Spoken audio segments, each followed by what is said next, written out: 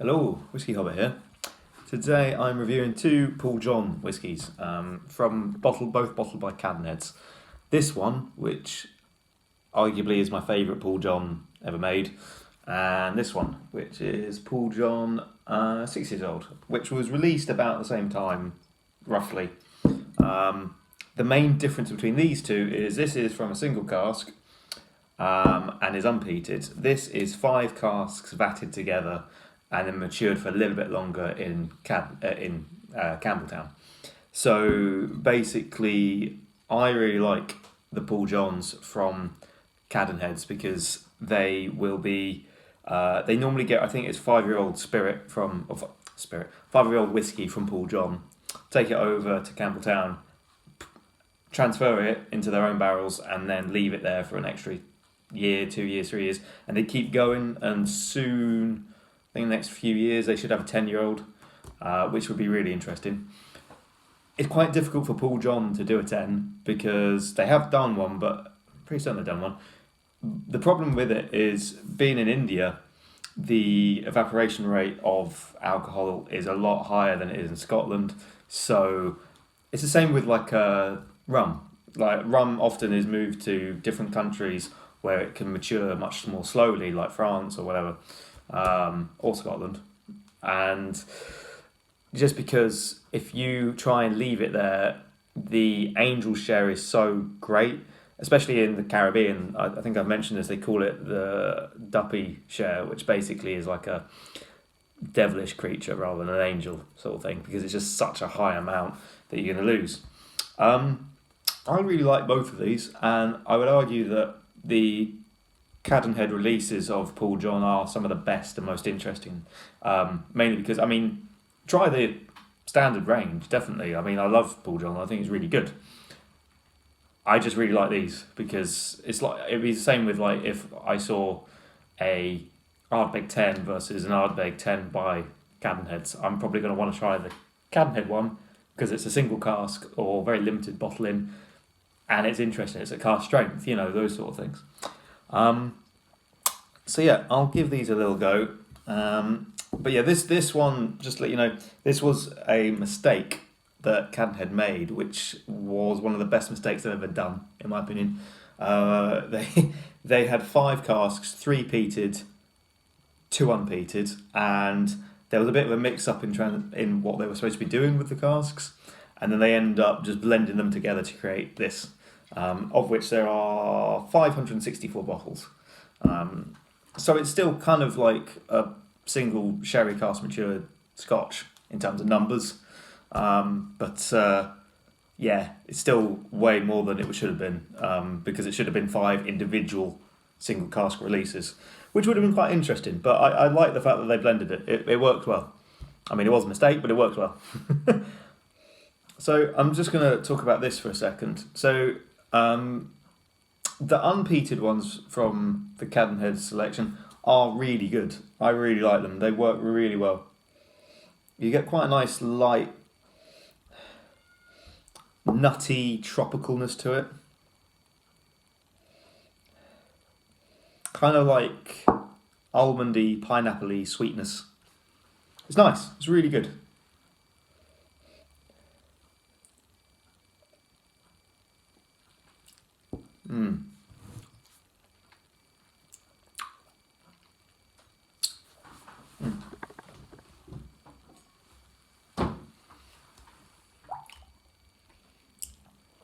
That is extremely rich, like dense,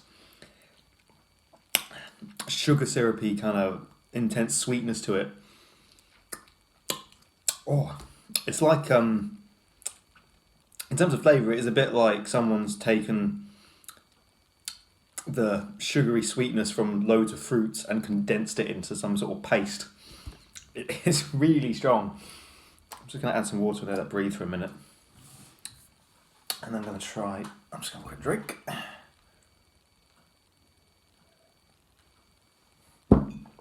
Just see if that's opened up at all. Oh, that is really good, actually. I really like that. That almondiness is coming back now really nicely.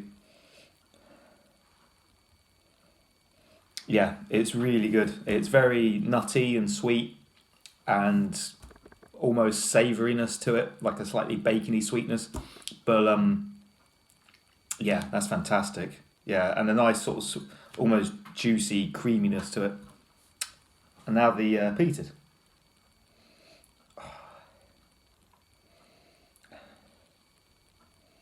It smells like recently done, a recently floored road, you know, like fresh tarmac, that kind of thing. But there's such a sweetness to it. It's really like someone's just laid some tarmac and then also someone's cooking a vanilla pie nearby. It's a weird situation to be in. But it does smell really nice. Mm.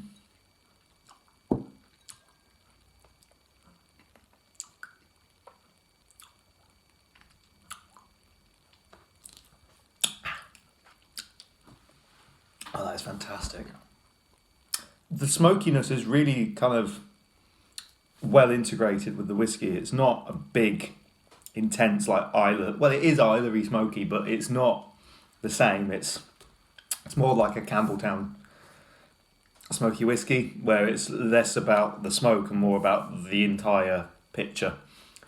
That's a bit harsh on Isla, but I'm just saying, like I don't want to. It would be like more like a Bowmore than an Ardbeg, I would say. Well, that's the best way I can describe it. It's less about the smoke and more about the overall picture. And it works fantastically well. It is really nice. It's like kind of caramelized. I'm not sure what is caramelized.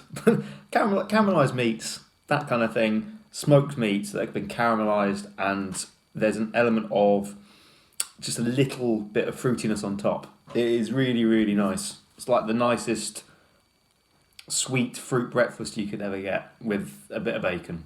Fantastic. I'm just going to add a little bit of water to that as well, just see if it opens up. But yeah, I would argue that in hindsight, as much as I do like this one, I think it is mainly the smoke that really does it for me. This one is really good, and if you're not a fan of smoky whiskey, it is a really interesting look at foreign whiskies. I think the full bottle would be about, I think it was about 70 quid. That's why I got the small one. But this one was about the same back then. So yeah, that is generally the price they normally do it at. But the main thing is this one being peated sold out really quickly. This one not being peated was on the shelf for quite a while. So if you do prefer non-peaty interesting whiskies, I'd give it a look. It's good stuff. They did a 7-year-old recently, and they're working their way towards a 10-year-old. So they're doing 5 years in India, I think, for all of them, and then they take it over to Scotland and mature it for however many years they want to finish it off in, and obviously transfer it to any barrel they want it in. And yeah, I'd like to see. They haven't done a single cask, because this is a single cask. They haven't done a single cask peated, which I would quite like to taste. I think that'd be really good. But this is still fantastic. The 3 casks, yeah, just work really well together.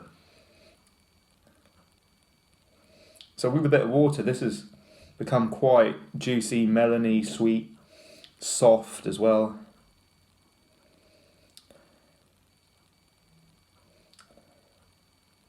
Yeah, that's really nice. Kind of like a nice soft sponge cake, basically, in a glass.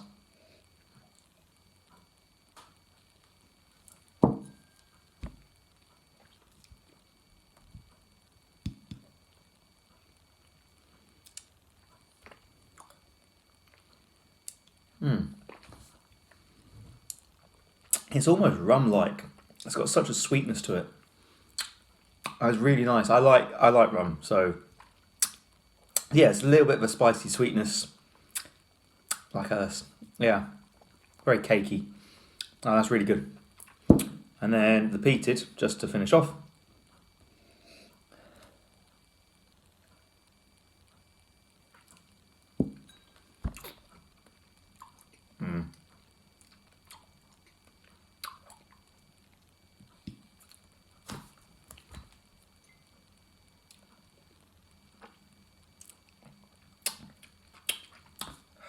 Oh, that's so good. Yeah, this is, in my opinion, more interesting, and it just works so well. I would give this one. I'm going to give this a 88 out of 100. I do really like it. I think it's really good. But I'm going to give this one 91. It is fantastic. It's just so good. If you see this on an auction site, it's pretty much, I think, the only dumpy shaped Paul John they've done so far. Because it's a small batch, whereas the others are all single casks, so they're in the tall bottle. So yeah, it's quite distinct. And also you can always tell because you just check the back and it literally says on the back, this is a vatting of 5 different casks.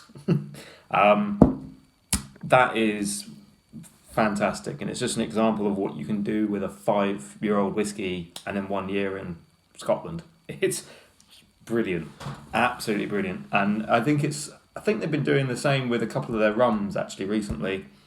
I'm not sure, but I think they have been maturing some of them in Scotland for a little while. So yeah, but anyway, so that's my reviews. Fantastic distillery, really good whiskey.